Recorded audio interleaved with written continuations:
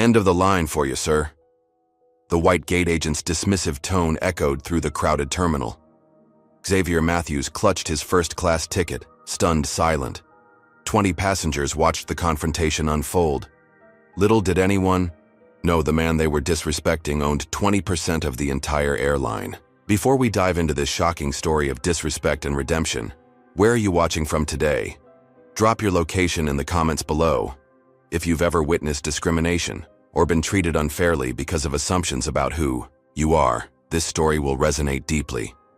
Hit that like button and subscribe to our channel for more powerful real-life stories that expose injustice and celebrate triumph. Now, let's discover how a single moment of discrimination led to a complete transformation of an entire airline's culture. Xavier Matthews was not a man who craved attention. At 52, the self-made billionaire and CEO of Horizon Innovations had spent decades building his global tech conglomerate from nothing but raw talent and relentless determination.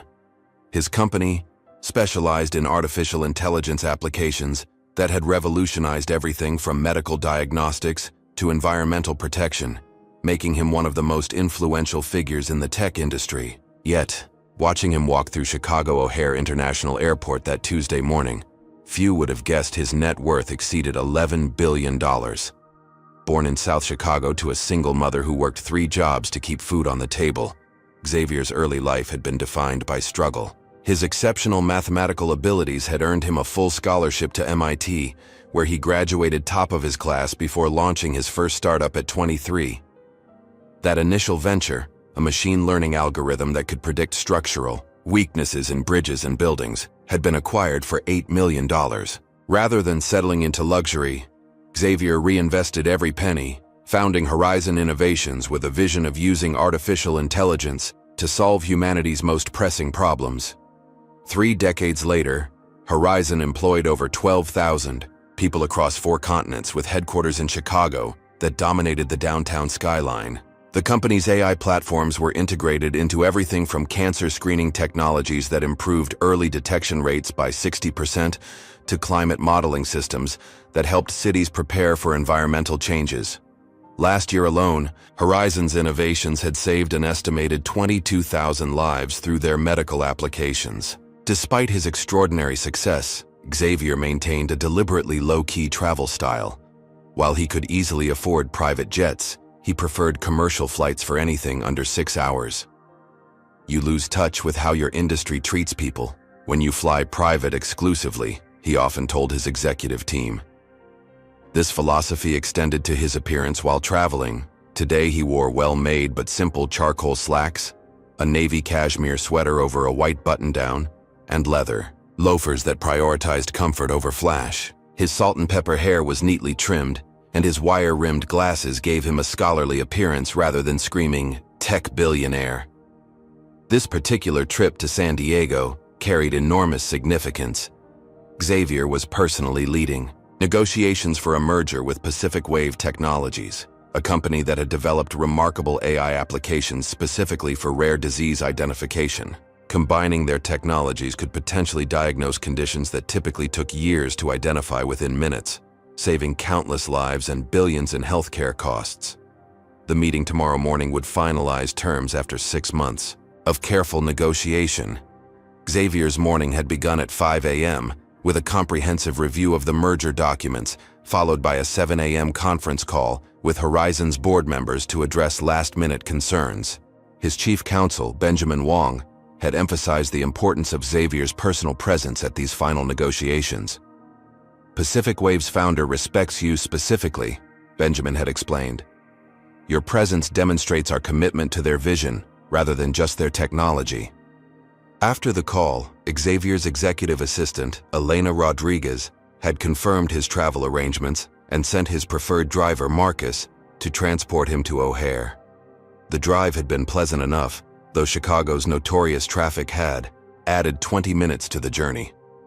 Throughout the ride, Xavier had reviewed presentation materials on his tablet while occasionally engaging Marcus in conversation about his family. "How's your daughter's college applications coming along?" Xavier had asked, remembering their conversation from a previous drive. "She got accepted to Northwestern with a partial scholarship," Marcus had replied proudly.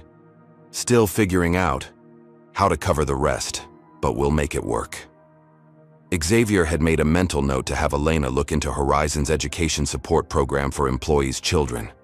Marcus had been his driver for 5 years and never once asked for special treatment, despite knowing very well who sat in his back seat. Upon arrival at O'Hare, Xavier had tipped Marcus generously as always, then made his way through the unusually crowded terminal. The departure board showed several canceled flights due to thunderstorms moving through the Midwest, creating a tense atmosphere as travelers scrambled to make alternative arrangements. Xavier noticed the strain on the faces of the airport staff as they dealt with frustrated passengers. At the security checkpoint, he smiled genuinely at the TSA agent checking his identification. "Tough day with all these cancellations," he commented, sympathetically. "You're handling it well." The agent's surprised expression at being acknowledged as a human being rather than a faceless obstacle said everything about how most travelers treated airport staff. "Thanks for noticing," she replied with a tired smile. "First person to say anything nice in about 3 hours." These small moments of connection were important to Xavier. His mother, Loretta Matthews, had worked as a hotel housekeeper for 30-some years, often sharing stories of how invisible she felt to the wealthy guests whose messes she cleaned. "Always see the people others overlook," she had taught him. "Your success means nothing if you forget where you came from." Though Loretta had passed away 5 years ago, just long enough to see her son's company reach unicorn status, her wisdom remained his moral compass. As he moved through the terminal toward the Sky Global Airlines check-in area, Xavier reflected on previous travel experiences, where his race had clearly influenced how he was treated. There was the first-class lounge in Dallas where the attendant had repeatedly asked to see his membership card, while white executives walked in unchallenged. The flight to Tokyo where a flight attendant had assumed he was in the wrong seat when he sat in business class. The countless times security randomly selected him for additional screening, while his white colleagues proceeded unhindered. Success had not shielded him from these experiences. In some ways, it had only made them more jarring.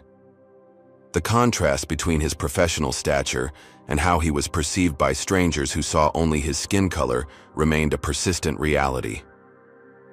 Early in his career, Xavier had tried confronting these situations directly, only to be labeled difficult or playing the race card. Over time, he had developed a more strategic approach, documenting patterns, gathering evidence, and addressing issues at a systemic level rather than fighting individual battles. This principle had led to his recent investment in Sky Global Airlines. After experiencing and observing consistent issues with how the airline treated passengers of color, Xavier had quietly purchased shares until he controlled 20% of the company, making him the second largest shareholder. 3 weeks ago, he had been appointed to the board of directors, though his first official meeting wasn't scheduled until next month.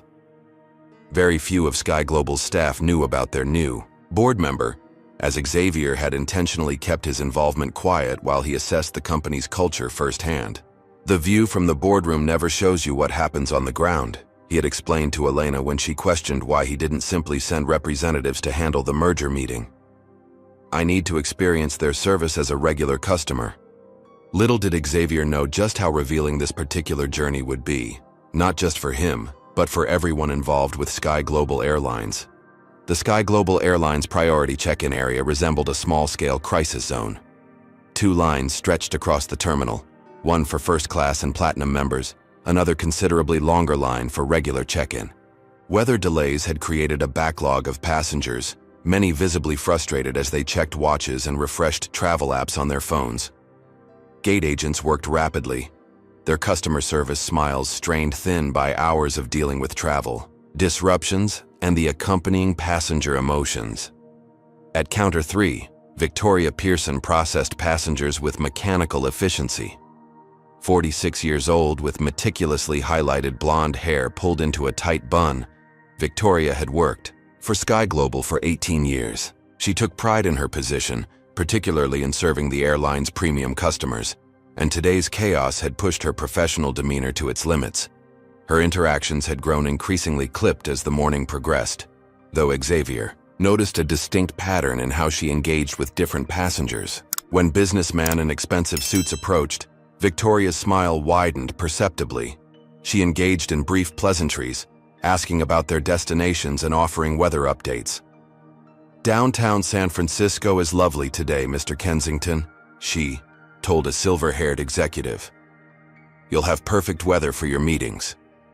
For a young white couple dressed in designer vacation wear, she suggested restaurants near their Miami Beach hotel. Xavier stood patiently in the priority line, boarding pass already downloaded to his phone, platinum member card and ID ready in his hand. He observed Victoria's interactions while mentally reviewing key points for tomorrow's merger discussion. His travel documents were impeccable. First-class ticket purchased months ago, over 2 million miles accumulated with the airline. Platinum status renewed just last month. By any standard, he belonged in this line. When the businessman ahead of him completed his check-in, Xavier stepped forward with a polite smile. "Good morning," he began.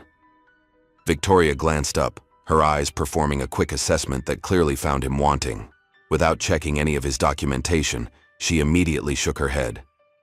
"Regular check-in is over there, sir," she stated, firmly, pointing to the significantly longer line across the terminal. "You'll need to wait at the end of that line."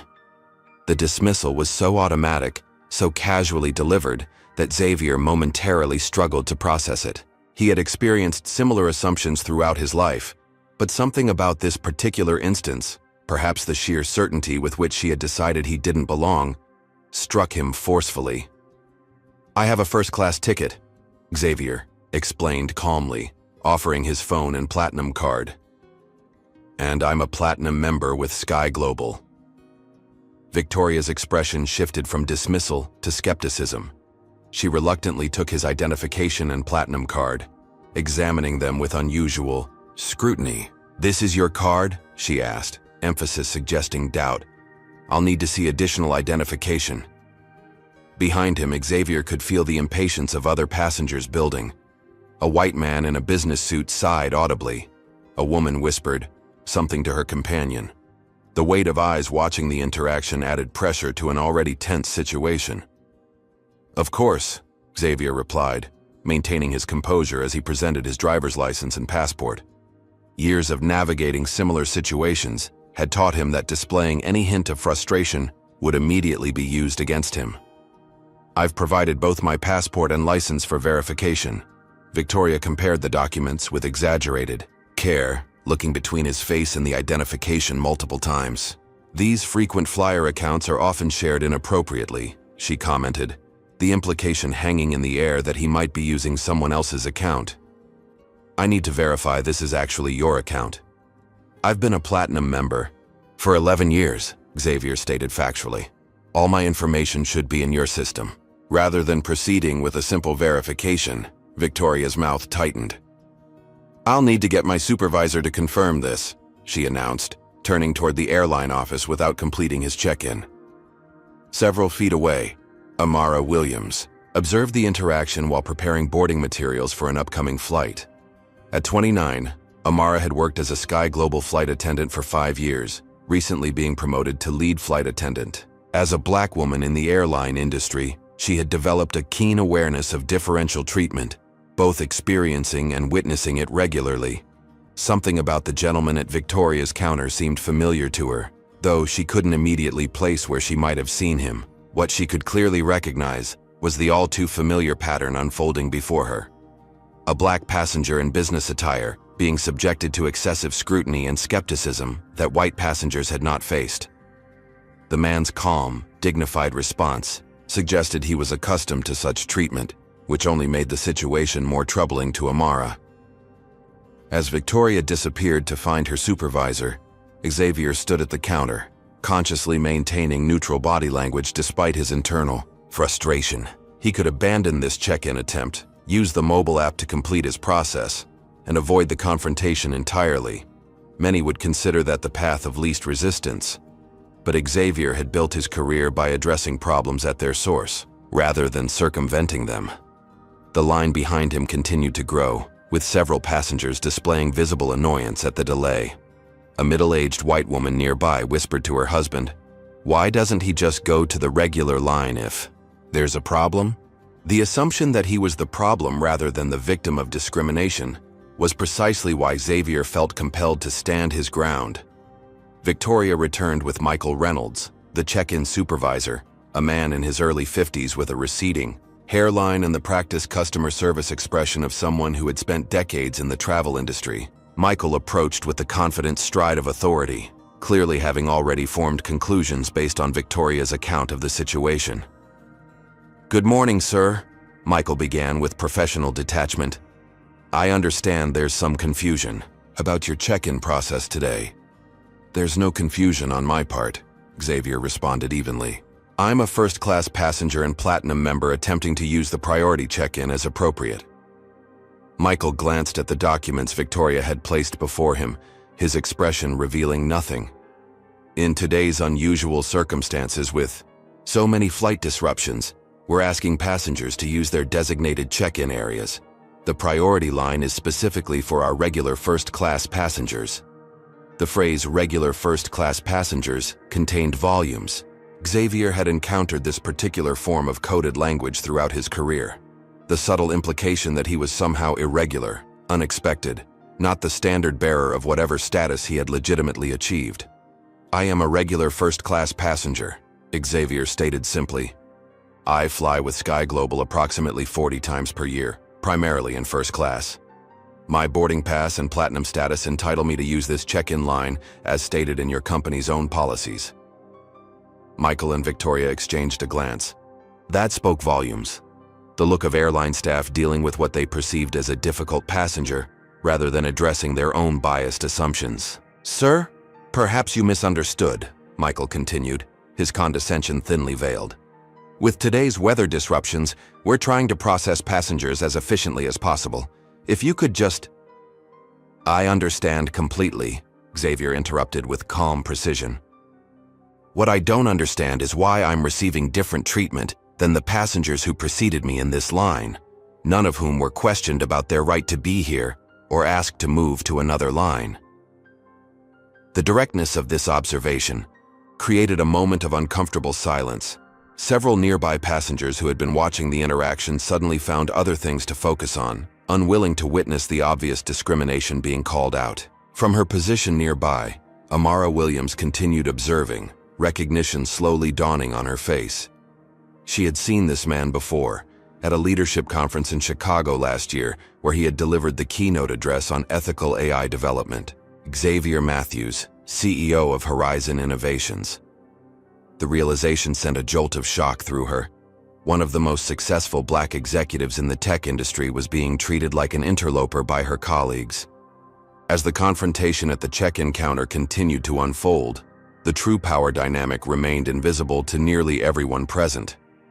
Victoria and Michael, operating from a position they perceived as authority, had no idea they were dismissing a man who could potentially determine their professional futures. The other passengers, witnessing what appeared to be a routine disagreement between airline staff and a passenger, couldn't see the profound implications this encounter would soon have for Sky Global Airlines.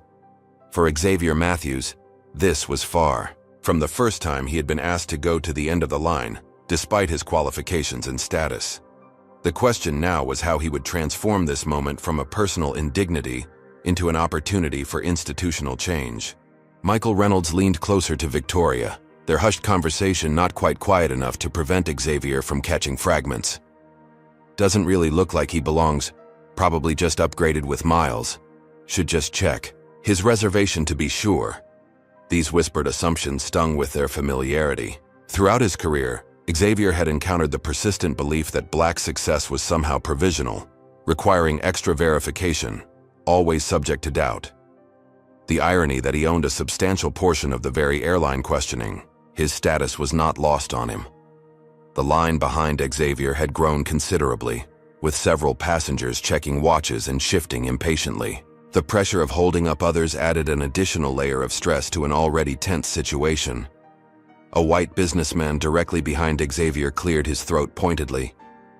"Sir," Michael addressed Xavier with strained professionalism, "to resolve this quickly and allow others to proceed, would you mind stepping aside temporarily while we verify your reservation details? You can wait over there." He gestured to an area away from the priority line. The request represented a crucial moment of decision. Causing a scene would potentially disrupt everyone's travel plans and might ultimately prove counterproductive. Yet simply accepting discriminatory treatment perpetuated the very behaviors Xavier had spent his career working to change. "I understand your concern for efficiency," Xavier responded carefully. "I'll step aside temporarily, but I want to be clear that I'm doing so as a courtesy to other passengers, not because I accept being treated differently than others in this line." With dignity intact, Xavier moved to the indicated waiting area, pulling out his phone to make a strategic call. Behind him, he could hear Michael immediately begin processing the next passenger with noticeably increased warmth. "Good morning? Sir, so sorry for the delay. Where are you flying today?" The contrast could not have been clearer. Elena Rodriguez answered on the first ring. As Xavier's executive assistant for 7 years, she had developed an almost telepathic ability to anticipate his needs and navigate complex situations. "Elena, I'm at O'Hare experiencing an interesting situation with Sky Global," Xavier explained, keeping his voice low but clear. "The check-in staff has essentially refused to process me through the first-class line despite my status and ticket." "What?" Elena's outrage was immediate. "That's completely unacceptable. I can call their executive offices right now, or I can contact Richard on the board." "Not yet," Xavier interrupted calmly.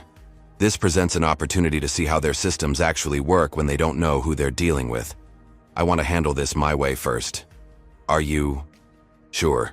You could miss your flight to San Diego. The merger meeting is important, yes, but so is understanding exactly how this airline operates when they think no one is watching. This isn't the first time I've experienced or observed this pattern with Sky Global, which is precisely why I invested in the company."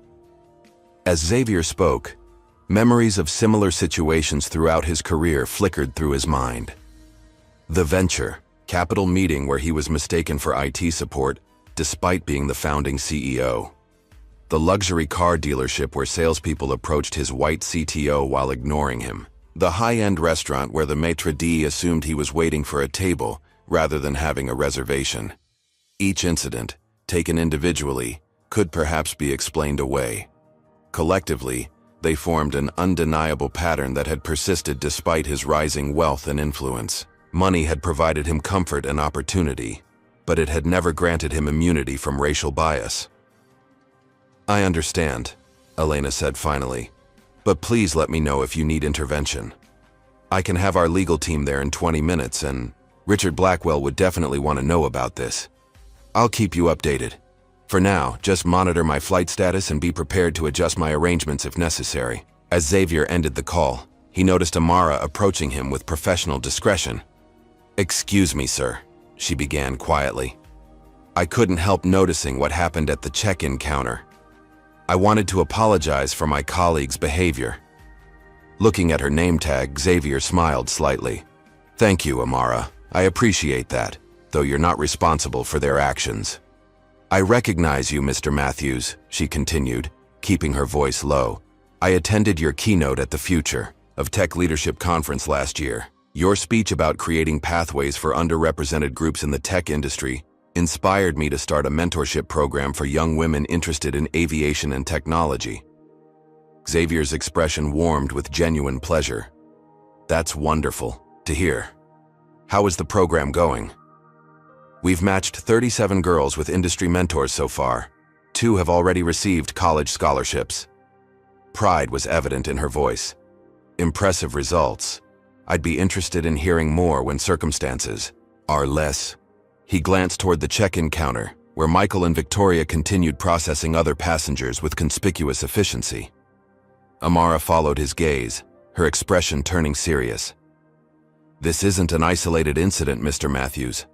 I've witnessed similar situations repeatedly, despite our supposed non-discrimination policies. I suspected as much, which is partly why I recently invested in Sky Global." He studied her reaction carefully. "Though I'd appreciate if you didn't mention my connection to the airline just yet." Understanding dawned in Amara's eyes. "You're gathering first-hand experience of how the company actually operates." "Exactly. Sometimes the view from the boardroom doesn't show you what passengers actually experience. Amara nodded thoughtfully. What can I do to help? For now, just continue, doing your job with the integrity you clearly already bring to it. I may need a witness later to corroborate what happened here. Of course, Mr. Matthews. Amara glanced toward the check-in area. I should return to my position, but please let me know if there's anything else you need. As she walked away, Xavier observed Michael and Victoria continuing to process passengers, their body language now tense as they occasionally glanced in his direction. They had clearly realized their actions were being noticed, though they couldn't possibly understand the full implications yet. Have you ever been asked to wait at the end of the line, despite having every right to be where you were? Comment. Number 1. If you've experienced discrimination based on assumptions about who you are. Or number 2, if you've witnessed someone else being treated unfairly. This story is about to take an unexpected turn as Xavier decides how to respond to this blatant disrespect. Hit that like button if you believe in standing up against discrimination, and subscribe to see more stories of justice being served in surprising ways. What would you do if you were in Xavier's position? Would you reveal your identity immediately, or strategically wait for the perfect moment to create lasting change? Xavier Matthews had built his fortune by approaching problems strategically rather than reactively. As he stood in the terminal watching his discriminatory treatment unfold, he began calculating not just how to address his immediate situation, but how to use this moment to create lasting institutional change. This wouldn't be just about getting on his flight or embarrassing 2 biased employees. This would be about transforming an entire corporate culture. The real question wasn't whether Xavier Matthews would get to his destination. The question was whether Sky Global Airlines would ever be the same after today. Xavier Matthews wasn't a man who made impulsive decisions. His remarkable success had been built on careful analysis, strategic thinking, and the ability to transform obstacles into opportunities. As he stood in the busy terminal, seemingly sidelined by biased airline staff, his mind was already 3 steps ahead, plotting a response that would address both his immediate situation and the systemic issues it represented. The first step was gathering more information. While maintaining his position where Michael had asked him to wait, Xavier opened the Sky Global app on his phone and discreetly began recording audio of the ongoing interactions at the check-in counter. Victoria and Michael continued processing, white passengers with notable efficiency and warmth, creating a stark contrast to the treatment he had received. This documentation would prove valuable later. His next move was to contact someone who could provide context from within the airline's leadership. Stepping slightly away for privacy, Xavier placed a call to Richard Blackwell, a longtime friend who served as one of Sky Global's senior board members. Richard had been instrumental in encouraging Xavier's investment in the airline, believing his perspective would be valuable for a company struggling with customer service issues. "Xavier, aren't you flying to San Diego today?" Richard answered, cheerfully. "I'm attempting to," Xavier replied, keeping his voice measured. "I'm currently at O'Hare experiencing something rather interesting at the Sky Global Priority check-in." He succinctly described the situation: the immediate dismissal without checking his documentation, the subsequent scrutiny when he presented his first-class ticket and platinum card, the whispered comments, and being asked to step aside while others were processed. Richard's reaction was immediate. "That's completely unacceptable. Who are the employees involved? I'll contact the terminal director right now." "Not yet," Xavier cautioned. "I want to understand how deep this issue runs within the organization. This isn't about punishing individuals, it's about identifying systemic problems." "What are you thinking?" Richard asked, recognizing the strategic tone in his friend's voice. "I'm thinking this presents an opportunity to observe how the airline handles discrimination complaints when they don't know they're dealing with a board member and major shareholder. Let's see what happens when I'm just another passenger facing bias." Richard hesitated. "Your merger meeting is important, yes, but so is understanding exactly what's happening in this airline I've invested in. I've observed similar patterns with Sky Global before, which is partly why I took a position on the board. Now I'm experiencing it firsthand." After a moment's consideration, Richard agreed. "All right, what do you need from me?" "A few things," Xavier outlined. First, don't alert anyone at the airline about my position yet. Second, I need you to quietly arrange for documentation of similar incidents. Check complaint records for patterns involving minority passengers being questioned or delayed at check-in. And third, be prepared to call an emergency board meeting next week. I suspect we'll have significant issues to address. Consider it done, Richard assured him. But Xavier, if this escalates and threatens to delay your flight significantly, then we'll reassess. For now, let's see how their systems respond to a discrimination complaint from someone they perceive as having no power within their organization. After ending the call, Xavier took a moment to center himself. Throughout his career, he had learned that reacting from emotion, however justified, rarely produced optimal results. Strategic response, on the other hand, could transform individual incidents into catalysts for meaningful change. With this perspective firmly in mind, Xavier returned to the check-in area where Victoria was now helping other passengers, deliberately avoiding eye contact with him. He approached the counter with calm confidence, standing directly in Victoria's line of sight. "Excuse me," he began politely but firmly. "I've been waiting as requested, but my flight departs in 90 minutes, and I still need to proceed through security." Victoria's expression tightened with visible annoyance. "Sir, as I explained, we're experiencing unusual circumstances today. If you could just—" "I understand the challenges of today's disruptions," Xavier interrupted smoothly. "However, my concern is that I've observed several passengers who arrived after me being processed through this priority line without question, while I was specifically directed away, despite having appropriate documentation." His precise professional tone drew attention from nearby passengers and staff. Victoria's discomfort was evident as she realized this interaction was being witnessed. "We're simply following protocol," she insisted, though her voice lacked conviction. "I'd like to speak with the terminal manager," Xavier stated calmly. "This goes beyond a simple check-in issue." Victoria's expression shifted to defensive irritation. "The manager is very busy dealing with actual emergencies, sir." The emphasis on actual clearly implied that Xavier's concern about discriminatory treatment didn't qualify as a real problem. "Discrimination against passengers based on race is an actual emergency by any standard," Xavier replied, his voice steady but carrying enough to be heard by those nearby.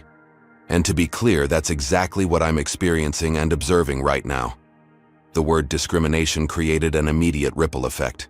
Several nearby passengers glanced over, some openly watching the interaction now. A young woman discreetly raised her phone, apparently recording the exchange. Michael Reynolds, noticing the escalating situation, quickly approached from another counter. "Sir," he began with forced patience, "making accusations like that is very serious. We treat all our passengers equally. Then you can explain why I was specifically removed from this line while holding a first-class ticket and platinum status, while every other passenger has been processed without question," Xavier asked. "Or why you and Ms. Pearson whispered about how I don't look like I belong in first class." Michael blanched slightly, realizing Xavier had overheard their comments. "You misunderstood our conversation. We were simply trying to verify my right to be in a line where I clearly belong," Xavier finished for him. "A verification you haven't required from any other passenger I've observed in the past 20 minutes." By now, several people had stopped to watch the interaction unfold. The public nature of the confrontation was clearly making Michael uncomfortable, as evidenced by his nervous glance around the terminal. "Sir, if you could lower your voice." "My voice is perfectly controlled," Xavier pointed out calmly. "I haven't raised it once, despite the frustration of being discriminated against in a public setting. Now I'll ask once more to speak with the terminal manager." Michael hesitated, clearly calculating his options. Denying the request could escalate the situation further, while granting it would acknowledge the legitimacy of Xavier's complaint. "I'll see if Ms. Hernandez is available," he finally conceded. "But I want to be clear that we deny any allegation of discrimination. The priority check-in has specific guidelines, which I meet and exceed," Xavier stated firmly. "I'll wait for Ms. Hernandez right here." As Michael walked away, Xavier noticed Amara watching from nearby, her expression reflecting both concern and approval. She gave him a subtle nod of support before returning to her duties, careful not to draw attention to their earlier interaction. Victoria, now visibly flustered, turned to help another passenger while pointedly ignoring Xavier. The tension in the check-in area was palpable, with other travelers alternately watching the unfolding situation and pretending not to notice the confrontation. From his position at the counter, Xavier could observe the ripple effects of his challenge spreading throughout the terminal. Two other Sky Global employees were whispering while glancing in his direction. A security officer had positioned himself nearby, apparently alerted to a potential disturbance. Passengers continued to record discreetly with their phones, likely sharing the incident on social media in real time. What had begun as a routine check-in had transformed into something much more significant, a public test case of how Sky Global Airlines handled allegations of racial bias. The airline's response in the next few minutes would reveal volumes about its culture, training, and values. Xavier remained perfectly composed, his dignity intact despite the attempts to diminish him. He had faced similar situations throughout his journey from South Chicago to the boardrooms of global corporations. The difference today was that he now possessed not just the moral authority to challenge discrimination, but the actual power to ensure accountability. While he waited for the terminal manager to arrive, Xavier sent a brief text to Elena. Situation developing. May need to reschedule San Diego. Have backup plans ready. Then he returned his phone to his pocket and prepared for the next phase of this unexpected confrontation. He had built Horizon Innovations on the principle that technology should solve human problems rather than create new ones. Perhaps today he would have the opportunity to address a different kind of systemic problem, one that no algorithm could fix, but that required the same careful analysis and strategic intervention that had made him a technology pioneer. 10 minutes passed before Patricia Hernandez appeared at the check-in area, her brisk stride and furrowed brow reflecting the multiple crises she was managing simultaneously. As Sky Global's Chicago terminal manager, Patricia oversaw hundreds of employees and thousands of daily passenger interactions. Today's weather disruptions had already created a cascade of logistical challenges before this new situation emerged. At 48, Patricia had worked her way up through airline operations, over a 25-year career. Her charcoal suit and practical low heels spoke of professionalism prioritized over fashion, while the slight shadows under her eyes suggested the toll of today's disruptions. Her expression as she approached was a careful mask of professional concern overlaid with barely concealed irritation at being pulled away from other urgent matters. Most telling was the presence of two airport security officers trailing several paces behind her, a precautionary measure that spoke volumes about how the situation had been characterized to her. She had clearly been informed about a problem passenger rather than a customer with a legitimate complaint. Good morning. I'm Patricia Hernandez, terminal manager for Sky Global. She introduced herself with clipped efficiency. I understand there's a situation regarding your check-in process. Xavier noted how she positioned herself, maintaining professional distance, the security officers visible behind her as a subtle reminder of authority. It was a stance he had encountered before, the preemptive positioning that assumed the black customer was potentially threatening rather than justifiably concerned. Good morning, Ms. Hernandez. I'm Xavier Matthews, he responded with measured calm. There is indeed a situation, though not the one you've likely been told about. I arrived at the priority check-in as a first-class passenger and platinum member, only to be immediately directed to the regular line without any verification of my status. When I presented my documentation, I was subjected to unusual scrutiny, overheard staff making comments about how I don't look like I belong in first class, and was asked to step aside while other passengers were processed without question. Patricia's expression remained neutral, though her eyes flickered briefly to the security officers as if assessing whether their presence was necessary. May I see your ticket and identification, Mr. Matthews? Xavier provided his documentation, without comment.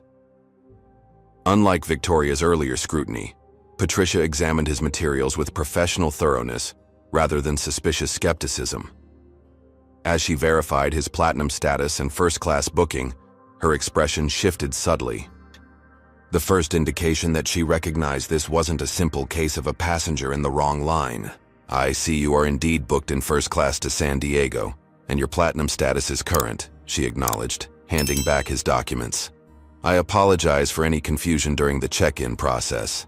As you can see, we're experiencing significant disruptions today due to weather conditions across the Midwest." The response was textbook corporate deflection, acknowledging the facts while attributing the issue to unusual circumstances rather than addressing the underlying concern.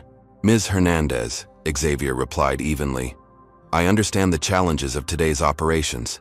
However, the weather doesn't explain why I specifically was directed away from the priority line while other passengers were processed without question, nor does it explain the comments I overheard from your staff about my appearance not matching their expectations for first class."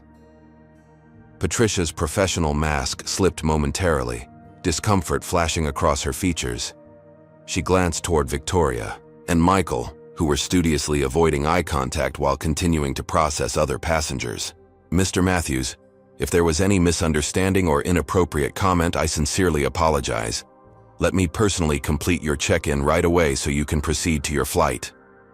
The offer represented another corporate tactic Xavier had encountered throughout his career, the quick resolution that addressed his individual situation while avoiding acknowledgement of the systemic issue. It was the equivalent of treating the symptom while ignoring the disease.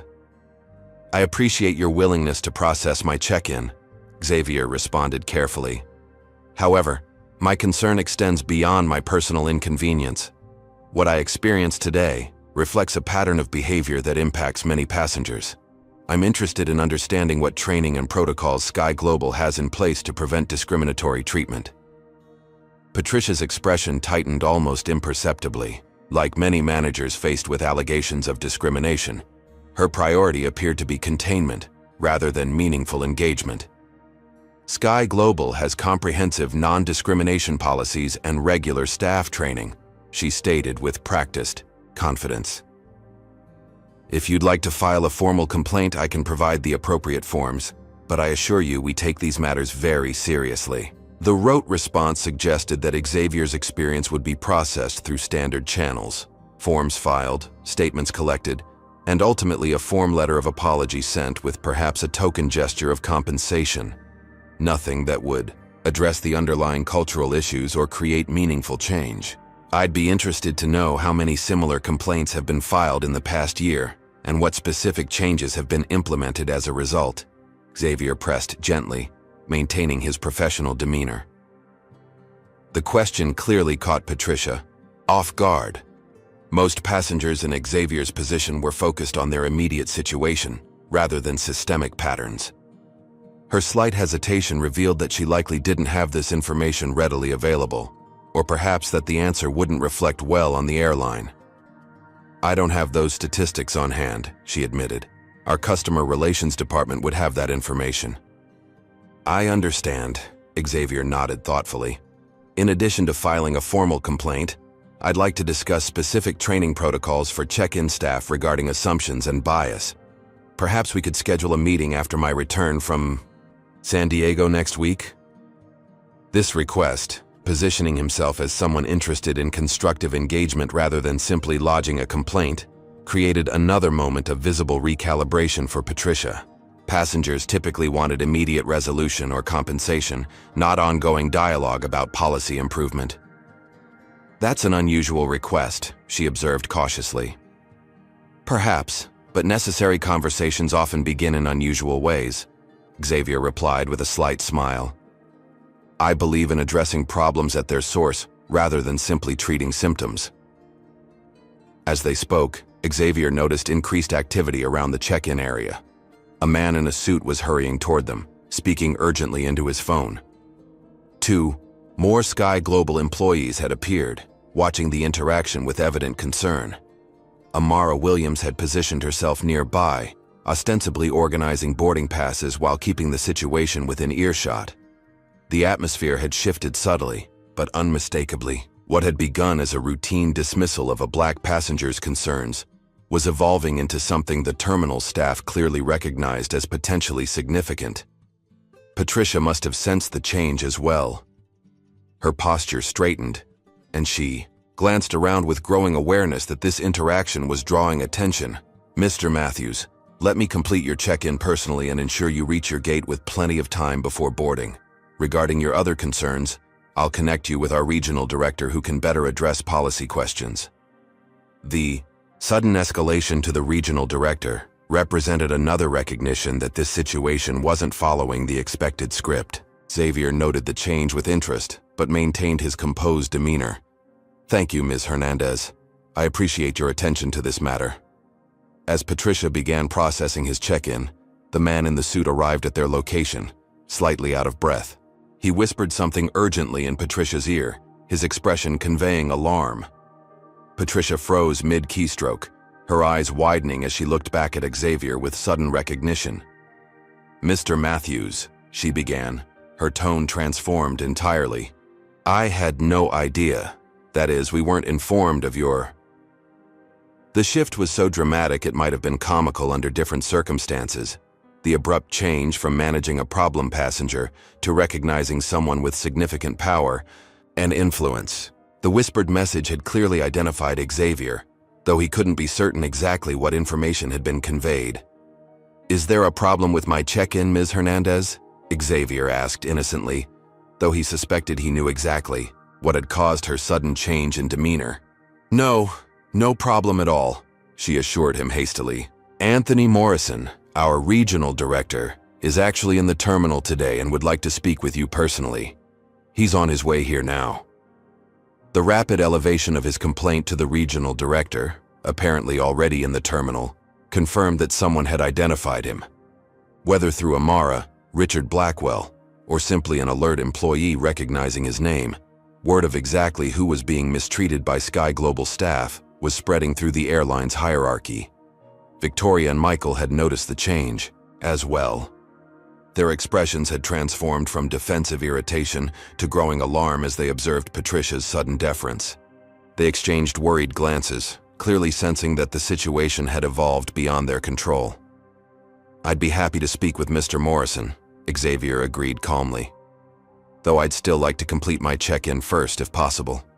My flight does depart soon." Of course, Patricia assured him, fingers flying over the keyboard with newfound efficiency. "I've upgraded you to our premier first-class suite and arranged priority security clearance. We'll also have a representative escort you directly to the gate." The irony was unmistakable. The same passenger who had been deemed unworthy of the priority check-in line was now being offered the airline's highest level of service. The transformation wasn't based on any new understanding of the discrimination he had faced, but simply on the revelation of his identity and position. "That's very kind," Xavier observed neutrally, though I was already quite satisfied with my original first-class seat. The priority security would be helpful, however, given the time constraints. As Patricia completed his check-in with conspicuous thoroughness, Xavier maintained his composed exterior while mentally documenting every aspect of this revealing interaction. The disparate treatment he had experienced, from dismissal to deference based solely on the perception of his status, provided powerful evidence of the airline's cultural problems. Victoria and Michael had retreated to the far end of the check-in area, their body language conveying acute discomfort as they whispered urgently to each other. The security officers who had been positioned nearby had discreetly withdrawn, apparently informed that their services would not be needed after all. Throughout the terminal, a subtle current of awareness seemed to be spreading. Staff members glanced in Xavier's direction with new recognition. Passengers continued their travels largely oblivious to the significant drama unfolding at the check-in counter, though several still watched the interaction with curious interest. As Patricia handed Xavier his boarding pass with an overly solicitous smile, he spotted Anthony Morrison striding purposefully through the terminal, his expression a mixture of concern and professional damage control. The regional director's arrival would mark the next phase of this unfolding situation, one that would test Xavier's strategic thinking and commitment to creating meaningful change, rather than simply accepting personal accommodation. The question wasn't whether Sky Global would now treat Xavier Matthews with respect and deference. The question was whether this incident could be leveraged to ensure every passenger, regardless of appearance or perceived status, would receive the same dignified Treatment in the future. Anthony Morrison moved through the terminal with the urgent purpose of a man racing to contain a corporate crisis. At 58, Sky Global's regional director cut an impressive figure in his perfectly tailored navy suit. Silver hair precisely styled, gold watch glinting at his wrist. His typically confident expression had been replaced by barely concealed alarm as he approached the check-in area where Xavier Matthews stood conversing with Patricia Hernandez. The moment Anthony spotted Xavier, recognition flashed across his features, followed immediately by horror as he processed the implications of what was unfolding. Unlike the check-in staff, Anthony had attended industry events where Xavier had spoken.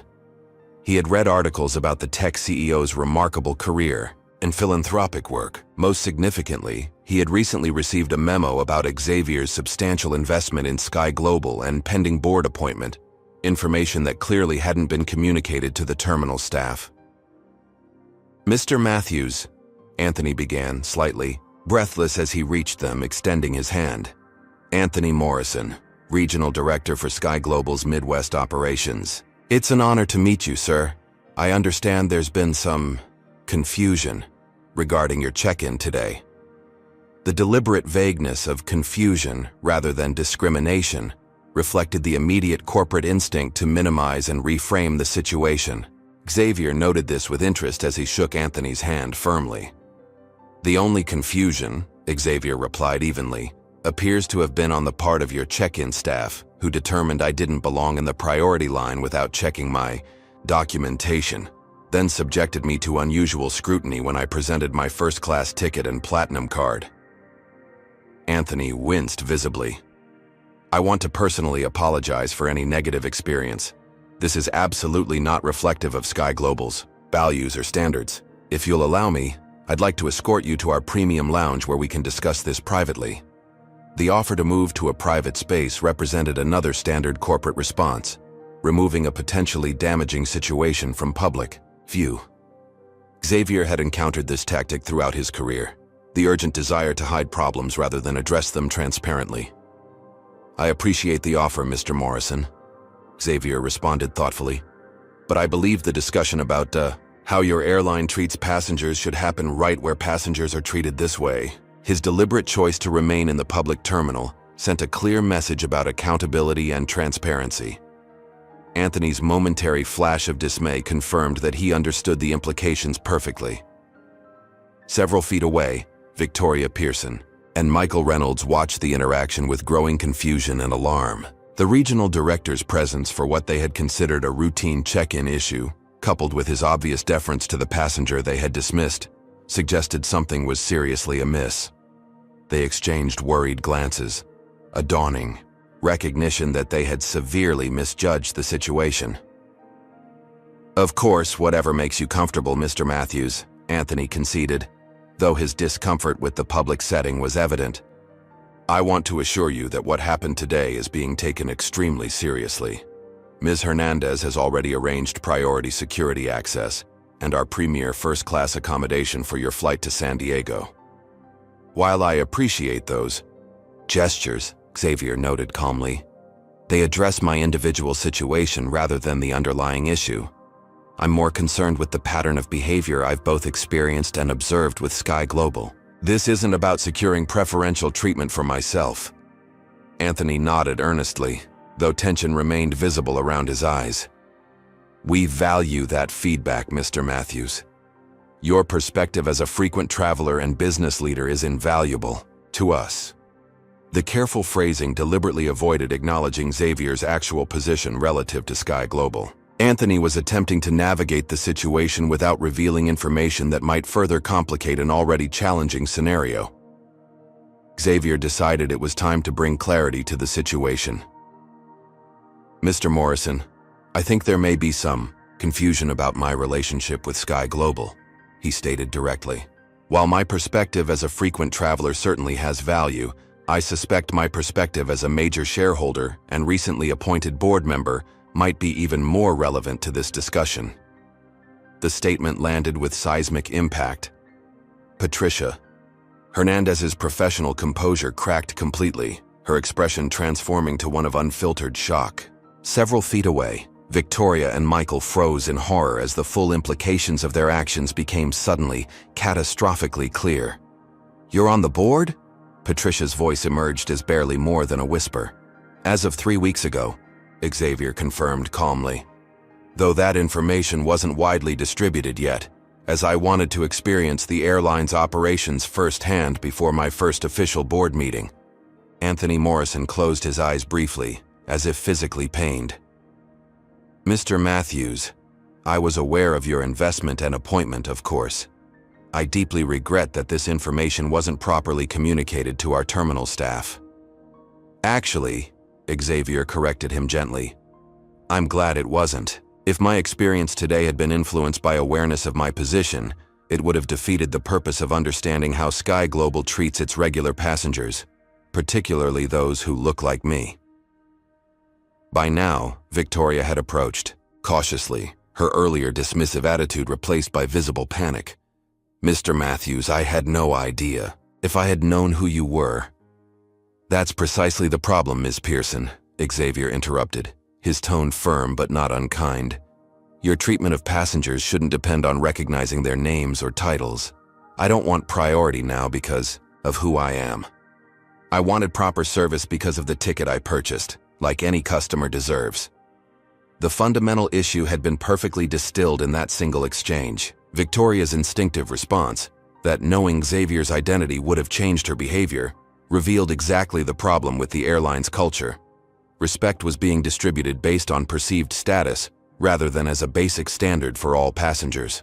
Have you ever witnessed someone's attitude completely change once they discovered a person's status or position? Comment number 1. If you believe everyone deserves equal respect regardless of their title or wealth. Or number 2. If you think VIPs should identify themselves to avoid misunderstandings. This moment of revelation shows how quickly discrimination can transform into deference when power dynamics shift. Hit the like button if you appreciate how Xavier is handling this situation with dignity and strategic thinking, rather than simply accepting special treatment for himself. Subscribe to see more stories of accountability and transformation in unexpected places. How do you think the airline staff will respond now that they understand who they've been disrespecting? The most revealing part of this story is still to come. By now, a small crowd of passengers had gathered at a respectful distance, many recording the interaction on their phones. The public nature of the revelation had transformed a private grievance into a potentially viral moment, one that could significantly impact Sky Global's reputation and stock value. Anthony Morrison, recognizing the escalating stakes, attempted to regain control of the situation. "Mr. Matthews, we value your insight tremendously, both as a customer and now as a board member. I assure you this incident will be thoroughly investigated and addressed at the highest levels." "I'm glad to hear that," Xavier replied, "because from what I've observed today and in previous experiences with Sky Global, there appears to be a significant disconnect between the company's stated values and its actual practices." As he spoke, Xavier noticed Amara Williams standing nearby, a small smile of approval on her face. Other airline employees had gathered as well, their expressions ranging from shock to vindication, suggesting that some had recognized these problems long before today's incident brought them into public view. Victoria and Michael remained nearby, their earlier confidence evaporated. The realization that they had dismissively mistreated not just any passenger, but a billionaire board member with the power to influence their professional futures had clearly shaken them to their core. "Mr. Matthews," Victoria began hesitantly, "I want to personally apologize for my behavior earlier. It was unprofessional and—" "Ms. Pearson," Xavier interrupted gently, "I appreciate your apology, but I'd like you to consider something important. The problem isn't that you treated a board member disrespectfully. The problem is that you would treat any passenger that way based on assumptions about where they belong." The distinction was crucial, shifting focus from Xavier's individual experience to the systemic issues it revealed. Victoria's expression suggested she hadn't considered this perspective, the privilege of never having to think about how bias might shape her interactions with passengers. I understand," she said finally, though her tone suggested she was still processing the implications. Anthony Morrison, ever conscious of the gathering audience and recording phones, attempted to move the conversation in a more constructive direction. "Mr. Matthews, I'd be grateful for your recommendations on how we can improve our service and address these concerns systemically. I'll have plenty of recommendations at the emergency board meeting I'll be calling next week," Xavier assured him. "For now, I'm most interested in making my flight to San Diego while observing how Sky Global's systems respond when issues of discrimination are raised by passengers who don't happen to be major shareholders." The statement served multiple purposes, maintaining focus on the systemic issue rather than Xavier's individual treatment, establishing his intention to address the matter at a governance level, and setting clear expectations for accountability. Anthony nodded, understanding the message perfectly. "Of course, I'll personally ensure your journey proceeds smoothly from here, and I'll prepare comprehensive information about our current training procedures and complaint resolution processes for your review." As they spoke, Xavier noticed additional Sky Global executives arriving in the terminal, their harried expressions suggesting they had been urgently summoned. The corporate damage control machinery was clearly shifting into high gear, with increasingly senior figures being deployed to address the situation. Nearby passengers continued watching with interest, some whispering to each other as they recognized the significant drama unfolding. Social media was undoubtedly already buzzing with accounts of the incident, the hashtag #end of the line likely gaining traction with each passing minute. "Mr. Matthews," Anthony said with newfound deference, "your flight to San Diego begins boarding in 40 minutes. With your permission, I'll escort you through security to ensure you have time to prepare for your journey." Xavier checked his watch, nodding in agreement. His immediate professional obligations, the merger meeting in San Diego, remained important despite the unexpected developments at O'Hare. Balancing those responsibilities with addressing the discrimination he had experienced would be his next challenge. "Thank you, Mr. Morrison. That would be helpful." As they prepared to depart the check-in area, Xavier turned to address Victoria and Michael one final time. "I hope both of you will reflect on today's interactions. The measure of a company, and the individuals within it, isn't how they treat people they perceive as important, but how they treat those they believe have no power or influence." The statement hung in the air, its truth resonating beyond the immediate situation to encompass broader questions of equality, respect, and human dignity. Several onlookers nodded in agreement, while others appeared thoughtful, perhaps considering how this principle applied in their own lives and professions. With that final observation, Xavier followed Anthony toward security, leaving behind a transformed check-in area where staff and passengers alike were processing the remarkable encounter they had just witnessed. What had begun as a routine example of discriminatory treatment had evolved into something much more significant, a public reckoning with bias that would likely have far-reaching consequences for Sky Global Airlines. For Xavier Matthews, the journey to San Diego would continue as planned. But the journey toward accountability and institutional change at Sky Global was just beginning, a path that would ultimately affect thousands of employees and millions of passengers in ways none of them could yet imagine. As Xavier Matthews disappeared through the priority security lane with Anthony Morrison at his side, the Sky Global check-in area erupted into frantic activity. Patricia Hernandez immediately gathered Victoria, Michael, and several other staff members into a huddle, their expressions betraying the gravity of what had just transpired. Urgent phone calls were made to corporate headquarters, voices hushed but intensity evident in their hurried gestures and worried glances. The ripple effects extended far beyond the terminal. Within 20 minutes of Xavier's revelation, Sky Global's public relations department had activated their crisis management protocol. In the corporate headquarters across town, the CEO had been alerted, legal teams consulted, and social media specialists deployed to monitor and respond to the rapidly spreading accounts of the incident. Meanwhile, Xavier proceeded through security with the efficiency typically reserved for the airline's most valued passengers. Anthony Morrison remained at his side, a steady stream of apologies and assurances punctuating their journey toward the first-class lounge. "Mr. Matthews, I want to personally express how deeply concerned I am about your experience today," Anthony said as they walked. "This is absolutely not representative of the culture we strive to create at Sky Global." Xavier listened thoughtfully, noting the careful corporate language. Strive to create rather than have created, an implicit acknowledgement that the ideal remained aspirational rather than actual. I appreciate your concern, Mr. Morrison, Xavier replied evenly. But I'm more interested in understanding whether my experience today is truly anomalous or representative of a pattern. Before we discuss my individual situation further, I'd like you to tell me about Sky Global's record regarding similar complaints. The request clearly caught Anthony off guard.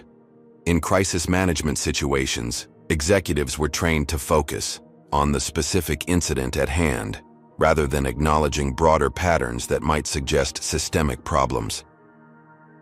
We take all customer complaints very seriously, Anthony began with practiced caution, and have protocols in place to address. That's not what I asked, Xavier interrupted gently but firmly. I'd like specific data. How many formal complaints has Sky Global received in the past year regarding differential treatment of minority passengers? What percentage were deemed valid after investigation? What specific changes were implemented? As a result? They had reached the entrance to the first-class lounge, but Xavier paused before entering, making it clear he expected a substantive response rather than further deflection. Anthony hesitated, visibly calculating his options. Standard crisis management would suggest continuing with general assurances while avoiding specific commitments.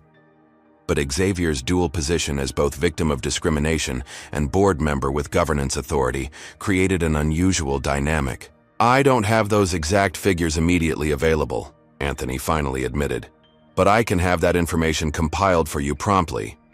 Please do, Xavier nodded. I'd also like to review your current training materials regarding bias and customer service protocols, particularly any guidance given to check-in staff about assessing whether passengers belong in priority lines. Anthony winced slightly at the pointed reference to Victoria's behavior. Of course, I'll ensure all relevant materials are prepared for your review. As they entered the lounge, Xavier noticed the staff had clearly been alerted to his arrival. The lounge attendants straightened perceptibly, their welcoming smiles carrying an edge of nervous energy. The manager hurried forward, introducing herself with conspicuous deference. Mr. Matthews, we're honored to have you with us today. We've prepared a private area for your comfort, and anything you need will be provided immediately. The contrast with his check-in experience could not have been more stark.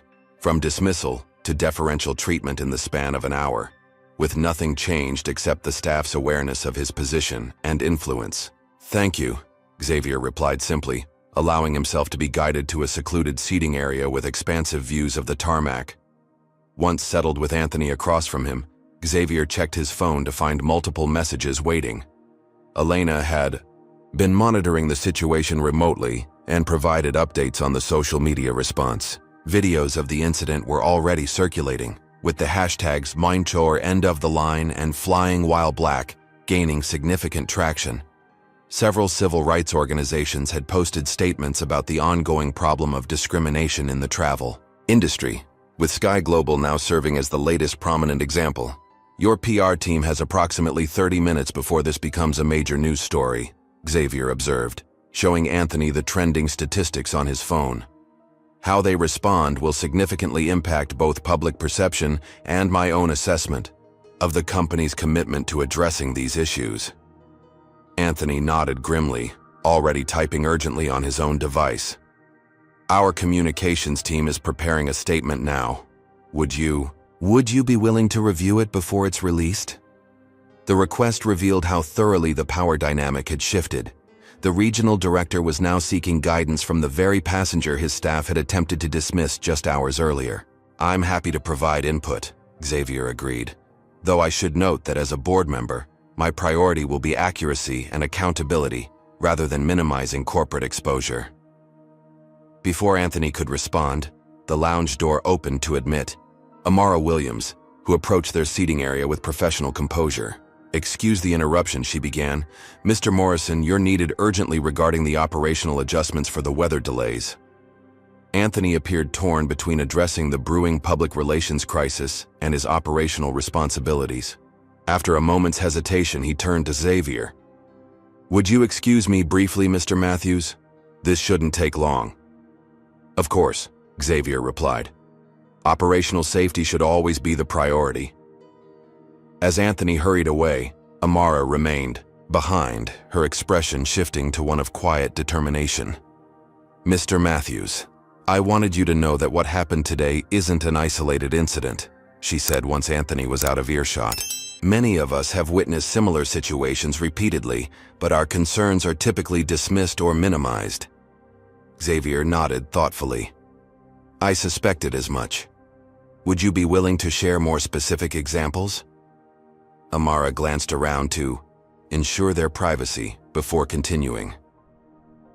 I've documented 17 incidents in the past year just on my own flights.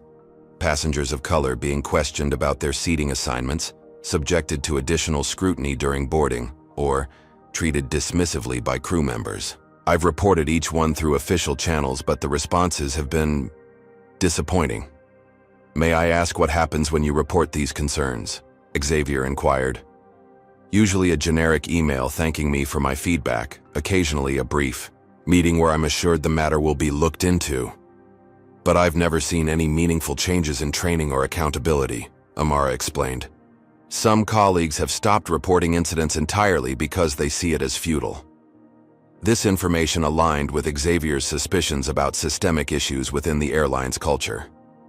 Would you be willing to compile this documentation formally? It could be extremely valuable for addressing these problems at a structural level. I already have, Amara replied, producing a flash drive from her pocket. This contains my personal log of incidents, dates, flight numbers, and outcomes of reports. Several other crew members have contributed their observations as well, though most preferred to remain anonymous for fear of retaliation. Xavier accepted the drive, recognizing its significance. Thank you, Ms. Williams. This kind of first-hand documentation is invaluable for creating meaningful change. I'll ensure your confidentiality is protected while we address these issues. I'm taking a professional risk, Amara acknowledged. But after watching what happened today, I believe you're genuinely committed to addressing these problems rather than just managing public perception. Your assessment is correct, Xavier assured her. And I believe people who take principled stands should be recognized and protected, not penalized. Their conversation was interrupted by Xavier's phone, buzzing with an incoming call from Elena Rodriguez. Xavier, you should know the merger partners in San Diego have been alerted to the situation, Elena reported after he answered. Apparently one of their team was flying Sky Global today and witnessed the incident. They've expressed concern, but also appreciation for how you handled it. Interesting timing, Xavier noted. Has there been any impact on their position regarding tomorrow's negotiations? Quite the opposite, Elena replied. Their CEO called personally to express solidarity and mentioned that your commitment to addressing discrimination actually strengthens their confidence in the merger. They see it as evidence of your values-based leadership. This unexpected development confirmed something Xavier had long believed, that ethical leadership and business success were complementary rather than conflicting priorities. His stand against discrimination had potentially strengthened rather than compromised his company's strategic position. That's good to know, Xavier acknowledged. Please keep me updated on any other significant developments. I'll be boarding in approximately 20 minutes. After ending the call, he turned back to Amara. I appreciate your courage in coming forward, Ms. Williams. People often underestimate the professional risk involved in speaking truth to power. Some risks are worth taking, Amara replied simply. I should return to my duties now, but please let me know if you need anything else. As she departed, Anthony Morrison returned to the lounge, now accompanied by another executive Xavier recognized as Jennifer Collins, Sky Global's Vice President of Customer Experience. Their expressions suggested the situation had continued to escalate during Anthony's brief absence. Mr. Matthews, Jennifer began without preamble. I've just flown in from headquarters specifically to address today's situation. First, I want to express our deepest apologies for your experience. Xavier noted how quickly the corporate response had escalated, from terminal manager to regional director to corporate vice president, in less than 2 hours. The rapid deployment of increasingly senior executives reflected the company's growing recognition of the situation's severity. "Thank you for coming personally," Xavier acknowledged. "Though I'm curious about what specifically prompted headquarters to send a vice president to address this situation so quickly." Jennifer's hesitation was brief, but telling. "We take all customer concerns seriously, of course, but your position, as a board member," Xavier completed her sentence. "Which raises an important question. Would a vice president have been deployed if I were simply a black passenger without board position or significant shareholding?" The question hung in the air, its uncomfortable implications evident in Jennifer's expression. The truthful answer, almost certainly not, remained unspoken, but understood by everyone present. "What matters now," Jennifer pivoted smoothly, "is ensuring both that your immediate travel proceeds without further incident and that we address the underlying issues your experience has highlighted." "I agree with half of that statement," Xavier replied. "My personal travel arrangements are actually secondary. The priority should be addressing the systemic issues that allowed this situation to occur in the first place." He gestured to his phone, where social media updates continued to stream in. "This incident is rapidly becoming a significant public relations challenge for Sky Global, but treating it merely as a PR problem rather than a substantive cultural issue would be a serious mistake." Jennifer nodded, her expression suggesting she recognized the validity of his perspective. "Our communications team has prepared a statement addressing the incident. Would you be willing to review it before release?" Xavier accepted the tablet she offered, quickly scanning the prepared statement. The carefully crafted text acknowledged an unfortunate incident involving miscommunication during the check-in process and promised a thorough review of procedures. Notably absent was any mention of discrimination, bias, or specific actions to address these issues. "This statement is inadequate," Xavier stated directly, returning the tablet. "It frames the incident as a procedural failure rather than addressing the actual issue. Discriminatory treatment based on racial bias. A more forthright acknowledgement would better serve both the company's integrity and its long-term reputation." Jennifer and Anthony exchanged glances, clearly caught between traditional corporate crisis management approaches and Xavier's push for greater transparency. "Revising the statement in that direction could create significant legal exposure," Jennifer noted cautiously. "Whereas failing to acknowledge the reality that is already circulating on social media creates significant reputational exposure," Xavier countered. "More importantly, it misses an opportunity to demonstrate authentic leadership on an issue that affects millions of travelers." The boarding announcement for Xavier's flight to San Diego interrupted their discussion. The immediate decision about his journey could no longer be delayed, even as the larger questions about Sky Global's response remained unresolved. "We should continue this conversation after your return from San Diego," Jennifer suggested. "In the meantime, I'll personally ensure your journey proceeds smoothly." Xavier gathered his belongings, preparing to depart for his gate. "I appreciate that, Ms. Collins, but please understand that my greater concern is ensuring all passengers receive the same respect and consideration, regardless of their appearance or perceived status." As he moved toward the lounge exit, accompanied by both executives, Xavier reflected on how thoroughly this day had diverged from his expectations. What should have been a routine business trip had transformed into a public demonstration of the persistent reality of racial bias and the corporate systems that often protected rather than prevented it. The immediate crisis management would continue in his absence, with Sky Global's leadership scrambling to contain the reputational damage. But the more substantive work, the structural changes needed to address the underlying cultural issues, would require sustained attention and commitment from leadership at the highest levels. Fortunately, as both a board member with governance authority and a major shareholder with financial influence, Xavier Matthews was uniquely positioned to ensure that this incident produced lasting change rather than merely temporary damage control. The journey to San Diego would proceed as planned, but his journey toward transforming Sky Global Airlines was just beginning. 1 week later, the executive boardroom at Sky Global Airlines' Chicago headquarters hummed with nervous energy. The long mahogany table, typically arranged for routine quarterly reviews and predictable strategic discussions, today served as the stage for what promised to be a pivotal moment in the company's history. Board members and senior executives arrived early, clustering in small groups for hushed conversations. The incident at O'Hare, now widely circulated across social media and covered by major news outlets, had evolved from a single discriminatory encounter into a full-blown corporate crisis. Sky Global's stock had dropped nearly 6% in the past week. Customer complaints had surged, and several major corporate clients had publicly announced reviews of their travel contracts. At precisely 9 o'clock, Xavier Matthews entered the boardroom, accompanied by Richard Blackwell. Unlike the casual travel attire he had worn at O'Hare, today Xavier was dressed in a perfectly tailored charcoal suit that projected authority and purpose.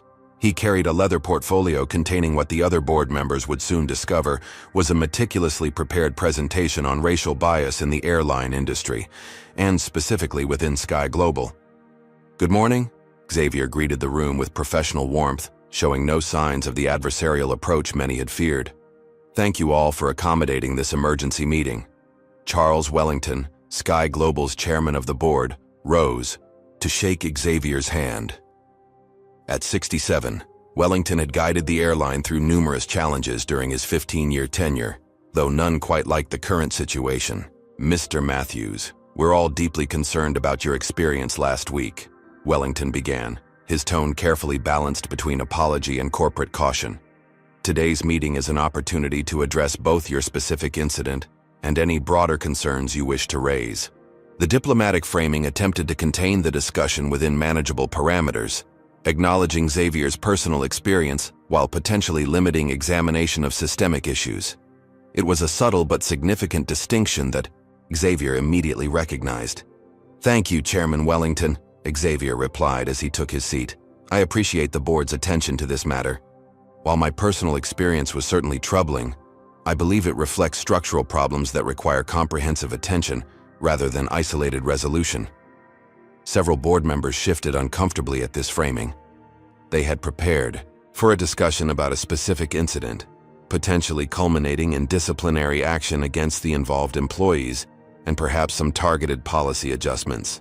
Xavier's statement signaled a much more expansive and potentially challenging conversation. CEO Margaret Foster, who had been conspicuously silent during the initial media response to the incident, leaned forward. "We're certainly open to examining any structural concerns, Mr. Matthews. Sky Global is committed to providing excellent service to all our passengers." The generic assurance received polite nods around the table, the kind of statement that was difficult to disagree with while committing to nothing specific. Xavier noted the response without comment as he opened his portfolio and connected his tablet to the room's presentation system. "Before we discuss potential solutions," Xavier began, "I think it's important to clearly understand the scope and nature of the problem. With your permission, I'd like to share some findings from my research both before and after last week's incident." Without waiting for explicit approval, Xavier launched a presentation titled "Examining Patterns, Racial Bias in Customer Service at Sky Global Airlines."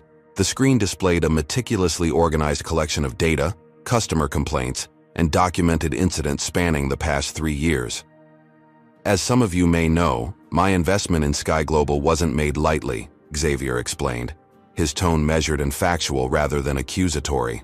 "Before acquiring 20% of this company's shares, I conducted thorough due diligence, not just on financial performance and market position, but on customer experience and corporate culture as well." The board members exchanged uneasy glances as Xavier navigated to the first substantive slide. It displayed a statistical analysis of customer complaints filed with Sky Global over the past 36 months, categorized by passenger demographics and complaint type. "This analysis reveals several concerning patterns," Xavier continued. "Minority passengers are 3 times more likely to report experiences of discourteous treatment, twice as likely to be subjected to additional security screening or documentation, verification, and 4 times more likely to have their seating or upgrade request questioned compared to white passengers with identical status levels." The data was presented with clinical precision, bar graphs, trend lines, and statistical significance markers that transformed anecdotal experiences into undeniable patterns. Several executives began taking notes rapidly, while others sat back with expressions ranging from surprise to defensive skepticism. "I must ask, Mr. Matthews," interjected Harold Jameson, one of the longer-serving board members, "how you obtained this complaint data. Some of this information appears quite detailed." "A fair question," Xavier acknowledged. "Some came through standard investor due diligence channels. Some was compiled from publicly available consumer complaint boards and social media. And some was provided by concerned employees within Sky Global who've attempted to raise these issues through official channels without satisfactory response." The mention of internal whistleblowers created another ripple of discomfort around the table. Xavier continued without pause, moving to the next slide. "What's particularly troubling isn't just the prevalence of these incidents, but the response pattern when they're reported," he explained, displaying a flowchart of Sky Global's customer complaint resolution process. Complaints specifically mentioning racial bias are systematically recategorized as general customer service issues, funneled through a different resolution track, and ultimately resolved with generic apologies rather than specific corrective actions. CEO Margaret Foster leaned forward, her expression now visibly concerned. "Mr. Matthews, if this pattern exists, I assure you it wasn't by executive design. Our complaint categorization systems are intended to efficiently route customer concerns, not dismiss legitimate issues." "I appreciate that clarification," Xavier replied evenly. "Intent and impact, however, often diverge. Whatever the intention, the effect has been to obscure a significant pattern of discriminatory treatment that should have triggered intervention long before my personal experience brought it to public attention." He moved to another slide showing specific examples drawn from customer complaints, employee reports, and documented incidents, each highlighting situations where passengers of color received demonstrably different treatment than white passengers with similar status. The evidence was compelling and meticulously organized, making it difficult to dismiss as isolated incidents or subjective perceptions. "Most concerning," Xavier continued, navigating to a slide comparing Sky Global's bias-related complaints to industry benchmarks, "is that these patterns occur at rates significantly higher than industry averages. While all airlines face challenges in this area, Sky Global's numbers suggest a particular cultural problem requiring specific intervention." Richard Blackwell, who had remained silent until now, spoke up in support. "I've reviewed Xavier's research independently, and I find the methodology sound and the conclusions difficult to dismiss. We have a genuine issue that merits serious attention." This endorsement from a respected long-term board member shifted the energy in the room. Several executives who had appeared defensive now leaned forward with expressions of genuine concern. Others, however, seemed to be calculating the costs and complexities of addressing such a deeply embedded cultural problem. "This is certainly troubling information," Chairman Wellington acknowledged carefully. "What would you suggest as appropriate next steps, Mr. Matthews?" It was the opening Xavier had been waiting for. He advanced to a slide titled "Proposed Interventions" that outlined a comprehensive approach to addressing bias at multiple levels within the organization. "I believe effective change requires action on several fronts simultaneously," Xavier explained. "First, revise training programs for all customer-facing staff, with particular emphasis on check-in, gate, and cabin crew personnel. This training should specifically address unconscious bias, cultural competence, and equal treatment protocols." He clicked to the next point. "Second, reformed complaint investigation procedures that properly categorize, track, and address allegations of discriminatory treatment. This includes establishing an independent review committee that includes outside experts in civil rights and customer experience." Board member Victoria Hartwell raised her hand. "While these suggestions have merit, I'm concerned about implementation costs and operational disruption. We're already facing significant challenges in a competitive market." Xavier nodded respectfully before responding. "That concern brings me to my third point. I've prepared a detailed cost-benefit analysis that examines both the financial impact of addressing these issues and the costs of not doing so." His next slide displayed projections showing potential revenue losses from damaged reputation, decreased corporate contracts, and reduced customer loyalty, contrasted with implementation costs for the proposed changes. The analysis was comprehensive, accounting for training hours, system adjustments, and potential short-term disruptions against long-term benefits. As this analysis demonstrates, Xavier continued, addressing these issues systematically isn't just ethically necessary, it's financially prudent. The cost of inaction substantially exceeds the investment required for meaningful change. The presentation continued for another 30 minutes, each point supported by data, specific examples, and practical implementation strategies. Throughout, Xavier maintained a tone of collaborative problem-solving rather than accusation or recrimination, making it increasingly difficult for even skeptical board members to dismiss his concerns. When he finally concluded, the boardroom remained silent for several moments as the executives processed the comprehensive case he had presented. What many had expected to be an uncomfortable but ultimately manageable PR discussion had transformed into a fundamental challenge to the airline's culture and practices, backed by evidence too substantial to dismiss. Chairman Wellington broke the silence. "This is certainly thorough, Mr. Matthews. I believe I speak for the board in saying that you've given us much to consider."